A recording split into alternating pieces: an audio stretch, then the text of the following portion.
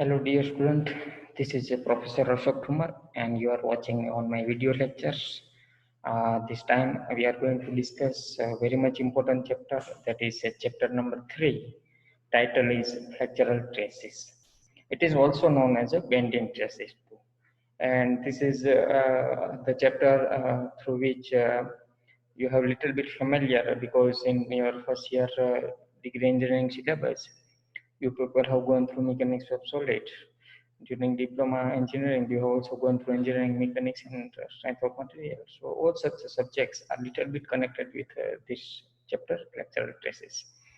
Well, as you are aware that this chapter comes in fundamental of machine design, FMD subject, which is of a fourth semester degree mechanical engineering subject. So this is what about an overview about this chapter and subjects. Before going on the derivation of bending equation, bending resistance, section modulus, and its example, it is very important to discuss here in about an introduction of bending. So first of all, traces caused by the bending moment are generally known as a flexural or bending traces. That means one should have idea about what is bending trace. So in short and simple manner, we can say that whatever the traces are produced in any structure member, either it may be the beam, either it may be the any machine component whatsoever.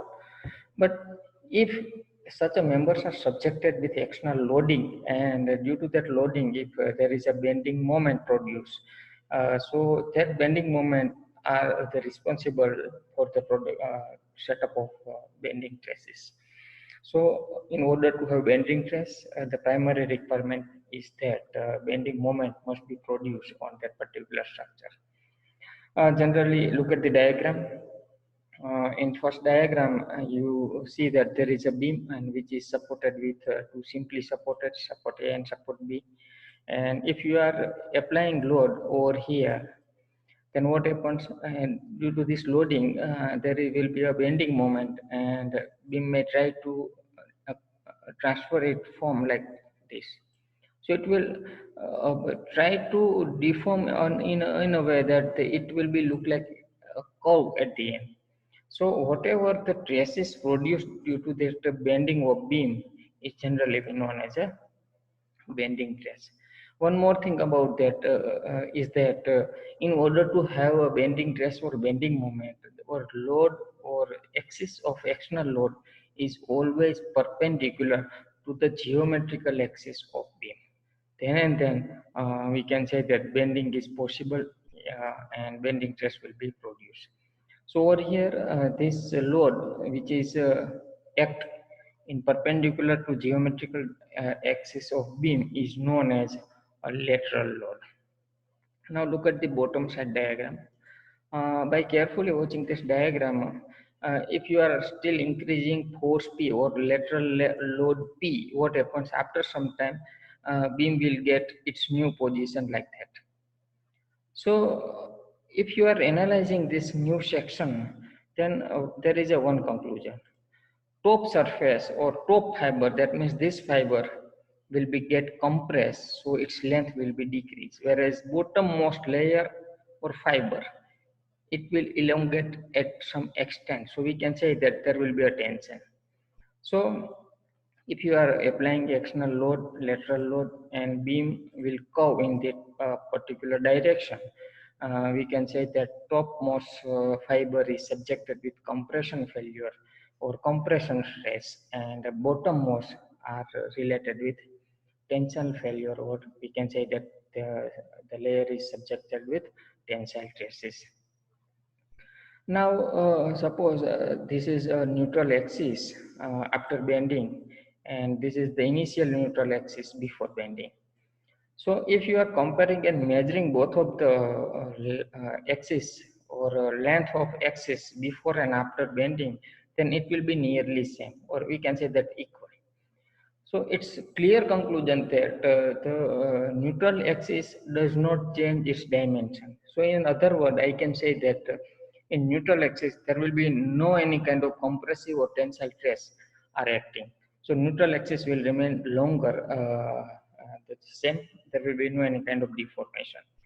So this is what about an introduction of an bending trace. Now look at the second screen.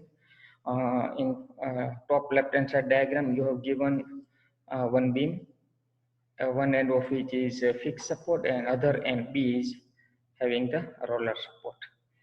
Now, if we are talking about that particular beam, then uh, at the end B, there is a moment is acting in anti-clockwise direction, whereas reaction at both of the end and A and B will be RA and RB. Suppose now you are applying lateral load over here.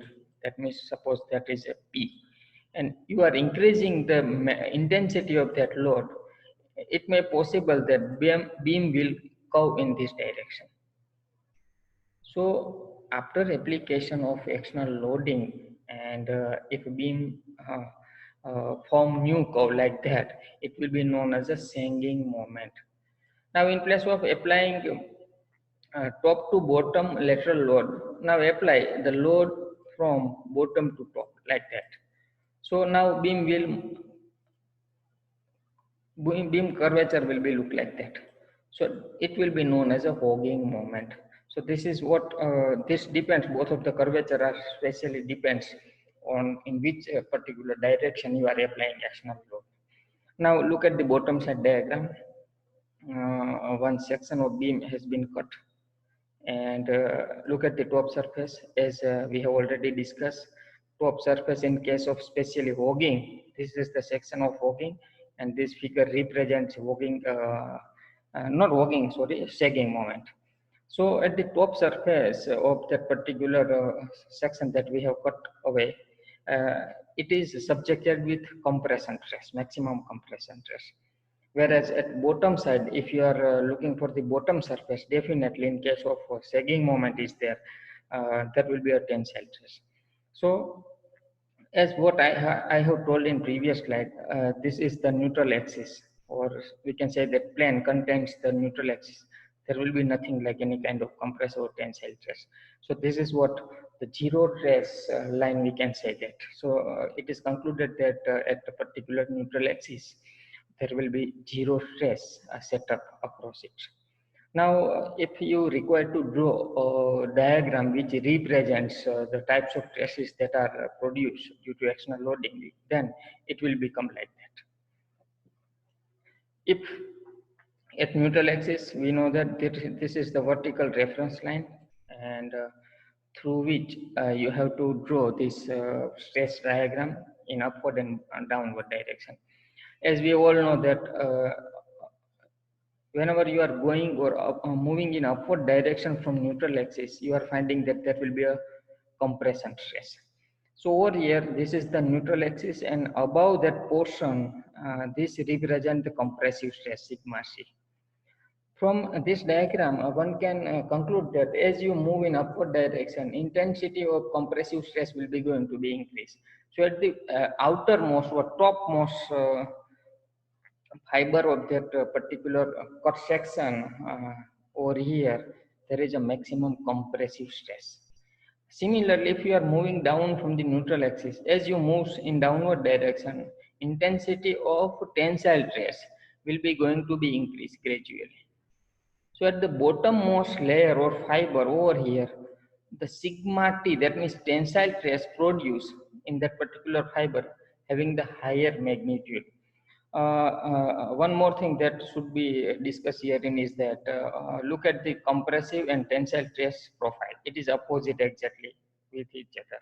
This is so why, because compressive stress act in upward top side, whereas tensile stress act in bottom side. So both have opposite nature. That's why the diagram is drawn in opposite direction. So this is what about the basic stress distribution, stress diagram, and the entire cross section through which the types of stresses are produced. Now we are going through a very much important topic, and that is the topic number 2, theory of pure bending. It is very important, dear friends, because many a times in your external or internal examination, the same theory have been asked, and whatsoever the numericals are asking in your examination is totally based on this theory. So be careful while learning this theory of pure bending.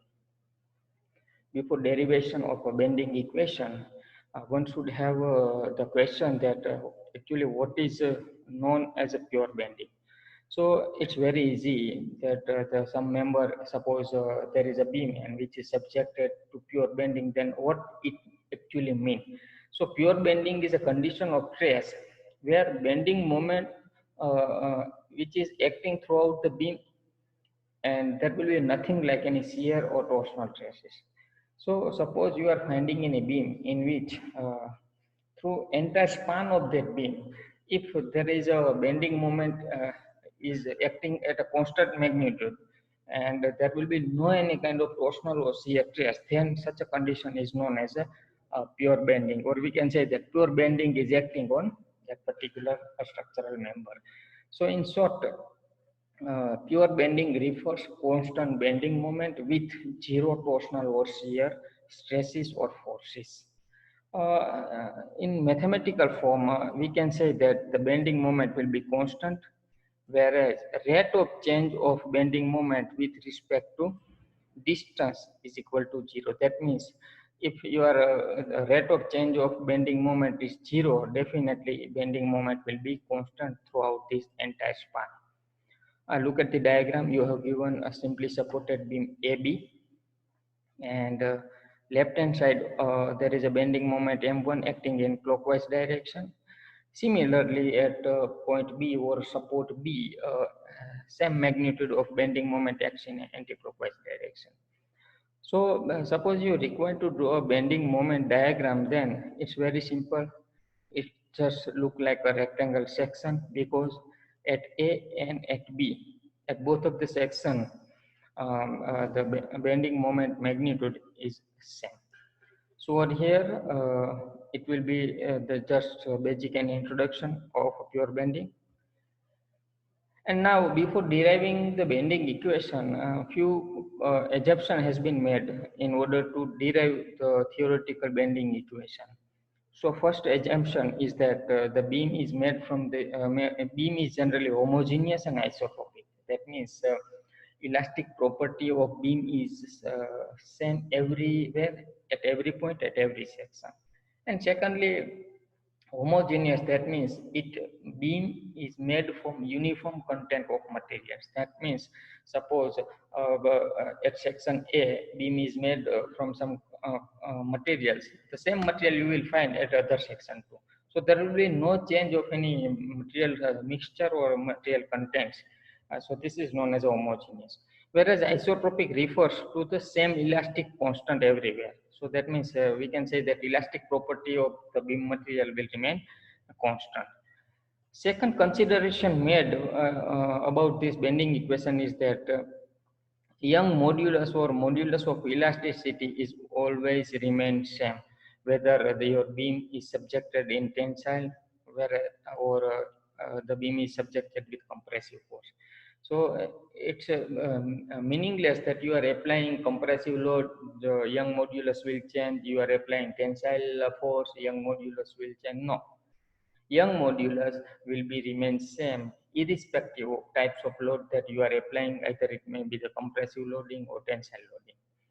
Third consideration made is that the transverse section, that means cross section, uh, is remains same throughout.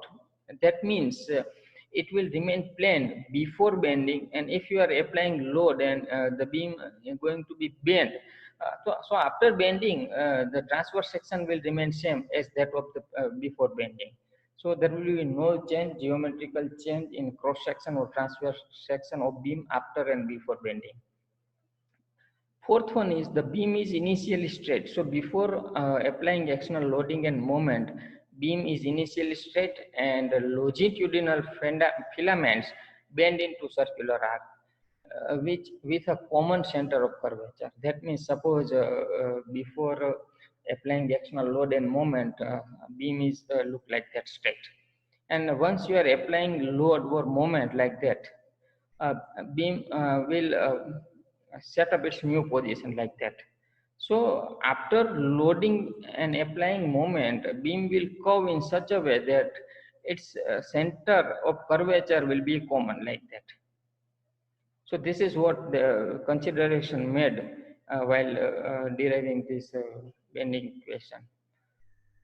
Fifth one, the radius of curvature is large as compared to the dimension of cross section. That means suppose this is the cross sectional dimension of beam, and as compared to this cross section dimension, the radius of curvature of course should be very much high.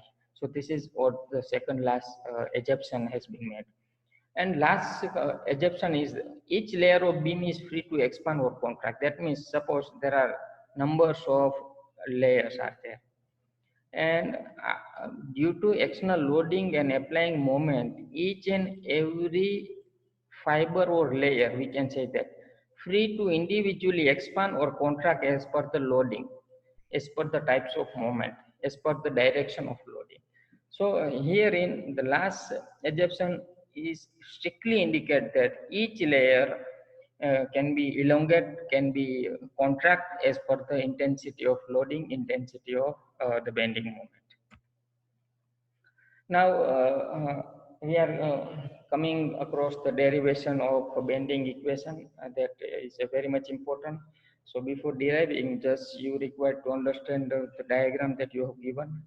Look at the top left hand side diagram. This diagram represent the before and after bending. So that means this diagram is represents the load initial position of the beam, as well as this diagram represents the what happens that you have once applied moment and external load. So after and before bending diagram is given below it. Uh, this diagram represents particular section that we have selected for analysis and deriving the bending equation, and the last diagram that is the represent the radius of curvature, or we can say that the curve portion of beam that is produced due to external loading. First of all, in order to derive bending equation, just you require to consider a small layer PQ that from the should be selected from the beam anyway. Either you may select it above neutral axis or below neutral axis. Herein we have selected that PQ layer above the neutral axis.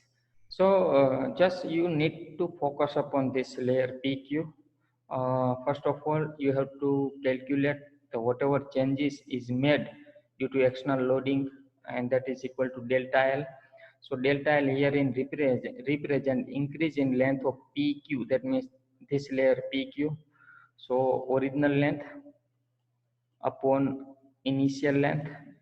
Over here, one more thing that you should to take care of that is that PQ minus P dash Q dash is the equation, not P dash Q dash minus PQ. This is so because we know that our selected PQ layer is above the neutral axis. So above neutral axis, we know very well that there is a compressive stress is acting. So due to compression, this PQ layer will be decreased in lengthwise. So over here, initial length of PQ will be higher than that of the after the applying load. So over here, you have to subtract the original length PQ that is bigger than final length of P dash Q dash that is smaller. So once you have calculated the change in length, then it's very easy for everyone to calculate strain of that particular layer PQ. So strain of that layer PQ is equal to change in dimension or change in length upon original length. So change in length delta L is equal to PQ minus P dash Q dash upon PQ. This is what we have initially considered one layer PQ. We have calculated the length of changing length of that particular layer PQ, and lastly we have calculated strain that is produced in layer PQ. Now just you have to consider two triangle OP dash Q dash, that means O P dash and Q dash. Other triangle that you have to take care of is that OR dash and AS dash, that means this diagram, this triangle. So initially there are two triangles that you have to consider, and you have to just take a ratio of its geometrical dimension. P dash Q dash upon R dash S dash. That means P dash Q dash upon R dash S dash is equal to R minus Y. That means this R, and Y, that means this Y portion should be subtract from this. So ultimately this diagram will be this diagram will represent this height of triangle O P dash Q dash upon height of O R dash S dash. So height of O R dash S dash will be this. So ultimately, over here, the simple ratio has been taken to triangle O dash, O, P dash, Q dash, and O, R dash, and S dash are taken. And ratio of its opposite side to vertical height, or we can say that the diagonal is taken. It's very simple. Now by subtracting both of the side, left hand side and right hand side by 1, so you will have the entire relation like that. And by taking LCM, you will have the relation like that. But initially, we have already derived that the PQ minus P dash Q dash is equal P dash Q dash upon PQ. That is already equal to strain, and strain is represented by eta over here. So ultimately, this relation will becomes eta is equal to Y upon R.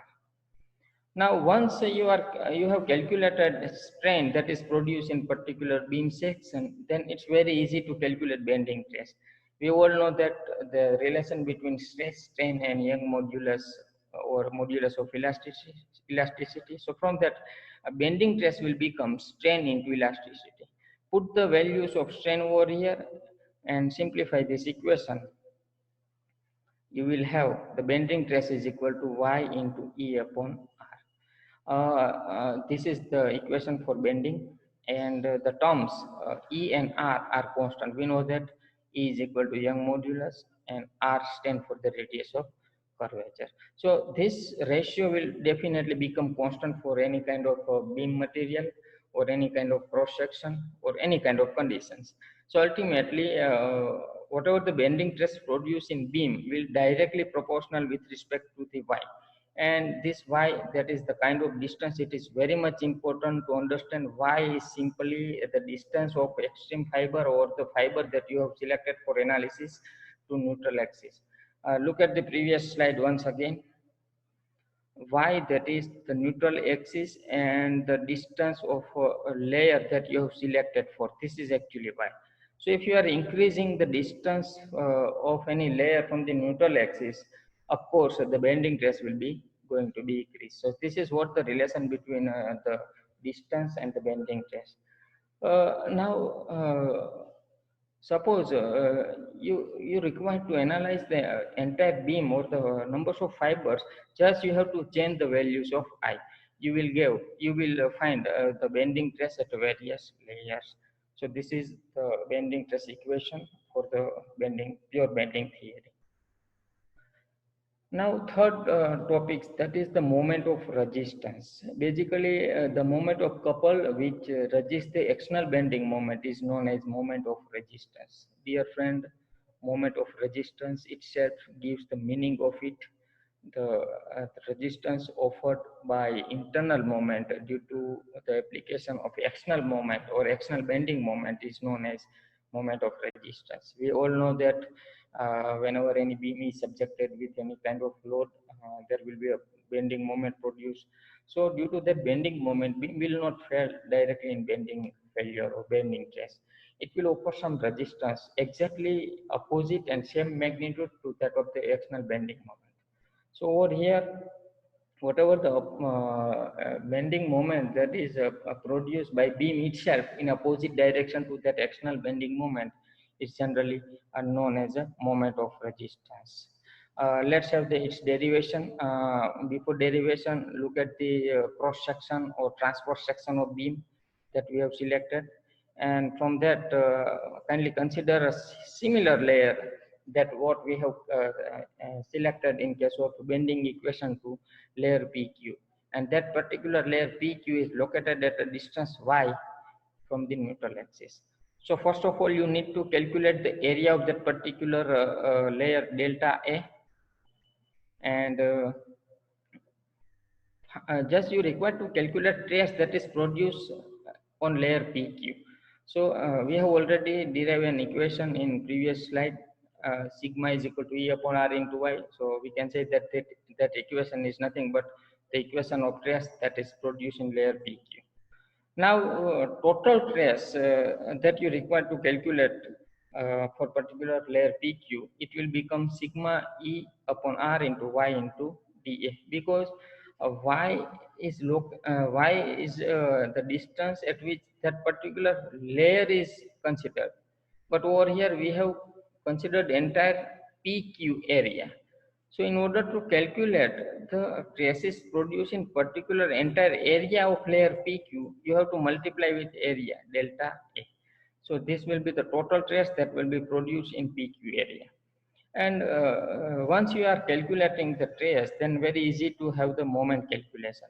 We all know that bending moment due to this stress is equal to stress E upon R into Y into delta A.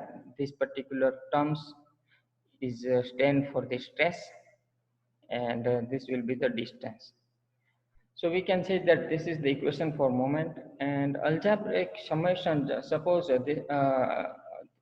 we have just consider one layer PQ only. Suppose there are numbers of PQ layers or similar layers are in transverse force section. So in order to calculate the total moment, you have to just make an integration simply. So over here integration is made and it is solved over here. So ultimately your relation become M upon I is equal to E upon R. Over here by simplifying, one thing that you have to understand is that y square into delta A, that means area is multiplied twice with the distance delta A into y no square. So ultimately it is nothing other than moment of inertia that we have already discussed in chapter moment of inertia 2. So by replacing y square into delta A, that becomes moment of inertia. So just you have to simple put the values of moment of inertia and make simplify that relation. You will have M upon I is equal to E upon R. And in previous slide, we have also derived the relation sigma upon y is equal to E upon R. So both of the relations should be equal here. So ultimately you find the new relation, that is M upon I is equal to sigma upon y is equal to E upon R. Once again, I repeat all the terms. M stand for the bending moment, I stand for the moment of inertia, sigma is bending trace, y that is the distance between neutral axis and the fiber that you have selected. That means, for example, this E stand for Young modulus, and R stand for the radius of curvature. So this equation is known as a bending equation. M upon I is equal to sigma upon y is equal to E upon. And then as we know that we have derived the equation M upon I is equal to sigma upon y is equal to E upon R, where by simplifying that you will have, if you are equating two terms, first and second, that means this, you will have new relation M is equal to I upon y into sigma B or sigma simple. So where I upon y, that is the ratio of moment of inertia of that particular section and the distance of fiber that you selected. If you are taking ratio of both of that, then there will be a new third terms, that is capital J, and that capital Z is known as section modulus. So section modulus is the ratio of moment of inertia and the distance of fiber that you have selected. One more thing that about the section modulus is that it is used for the designing of beams, and also some structural member it is very useful. It indicates the strength of beam also. Suppose the section modulus is high, then we can say that the beam has higher strength, and larger section modulus required or result in more strong elements. So this is what about the section modulus, topic number 4. Section modulus equation or relation is different for different kind of cross section. For example, suppose you have the beam in which particular rectangular section is there, so moment of inertia, as we know, that becomes BD cube divided by 12. And suppose this is rectangular section, over here there is a B, and this is the depth of beam, and suppose this is neutral axis. Suppose you have selected top layer of that particular rectangle section, then this distance will become y. So simple, in order to calculate section modulus, just you require to have the ratio of moment of inertia and distance y.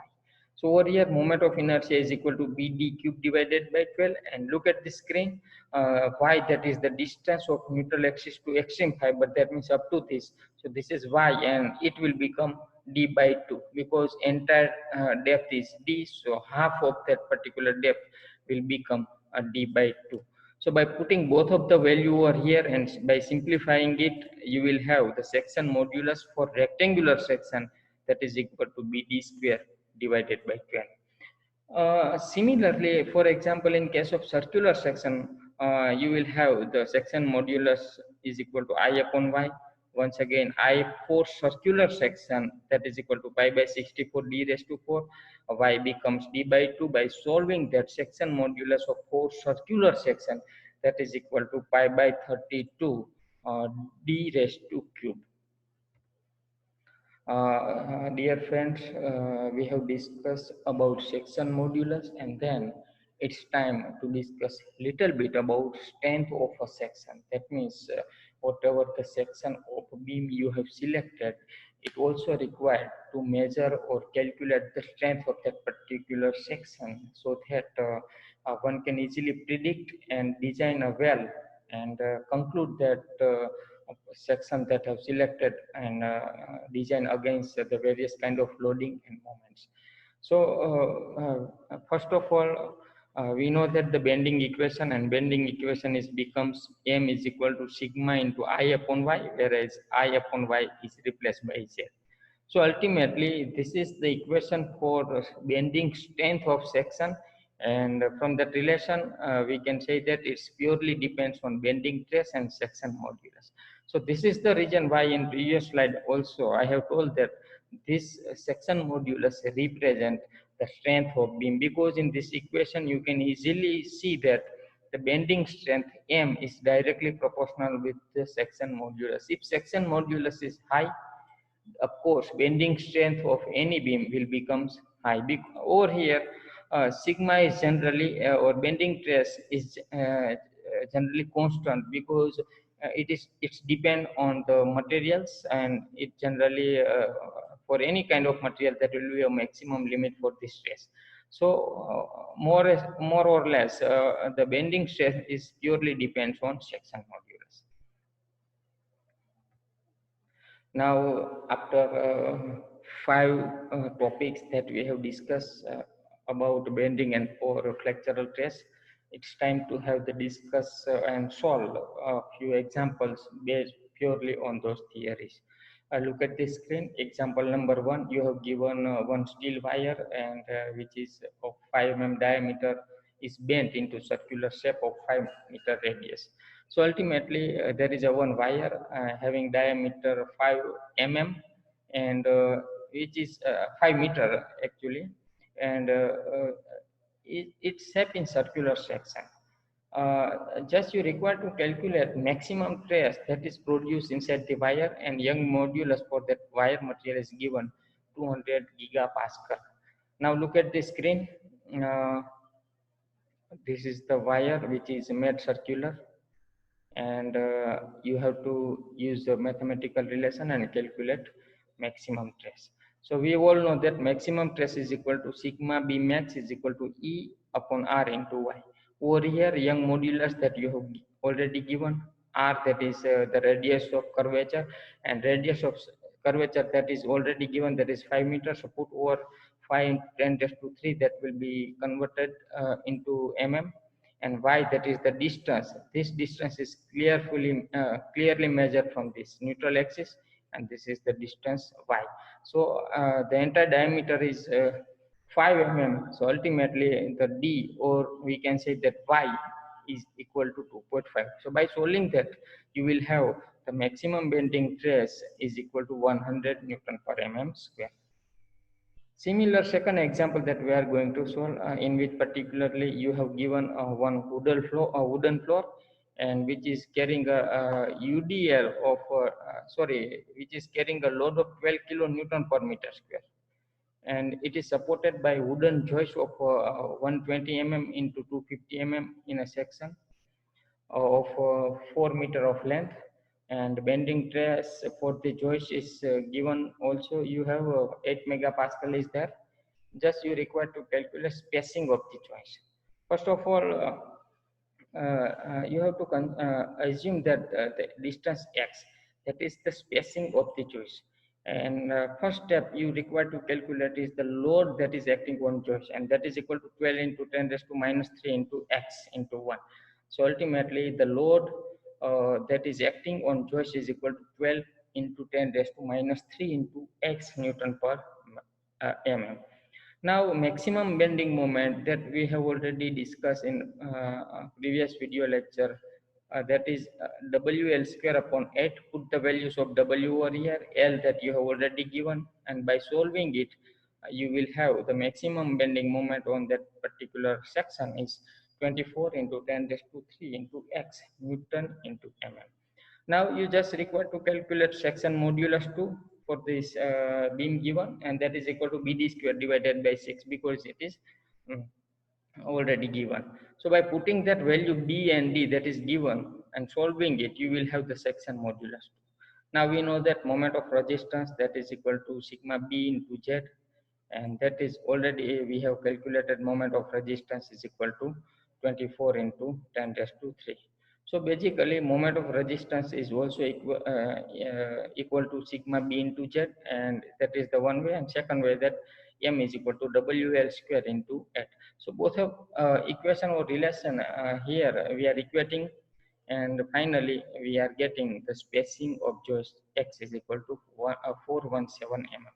So in that example, just moment of resistance, or we can say that uh, the bending moment has been calculated and equated both of the relation of moment of resistance, WL square upon 8, and also sigma B into Z. Both the relation are same and equated. There will be one unknown value X that should be calculated from the relation.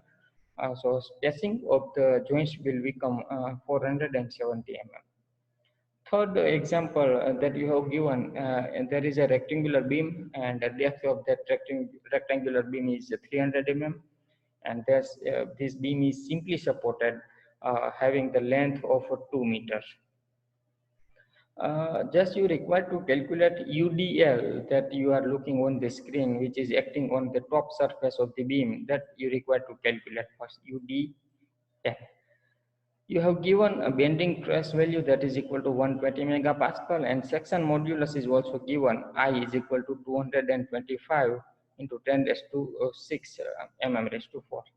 So first of all, just find out the distance y, and that is equal to d by 2. Over here, this is the y. So ultimately y becomes 300 by 2. So 150 mm is the distance of fiber. Section modulus is also calculated by using z is equal to y upon y. By putting that value, you will have the section modulus 2. And we know that the moment of resistance m is equal to sigma max into z. So over here, you have already given sigma max z that you have calculated. By putting both of the values over here and solving it, you will have moment of resistance is equal to 180 into 10 raised to 6 Newton into mm. That is the moment of resistance. And also, as what we have solved in previous example, similarly, just you have to equate the moment of resistance equation over here. We also know that moment of resistance is also WL square upon 8. So by equating both of the equation, you will have unknown value W, that is UDL, and which we require to calculate. So converting this relation in terms of UDL W, you will have W is equal to 90 Newton per mm. Ultimately, it will becomes 90 kilonewton per meter. So dear friend, and a few example also we have solved this video lecture. I hope you boost up a lot of regarding your knowledge concern.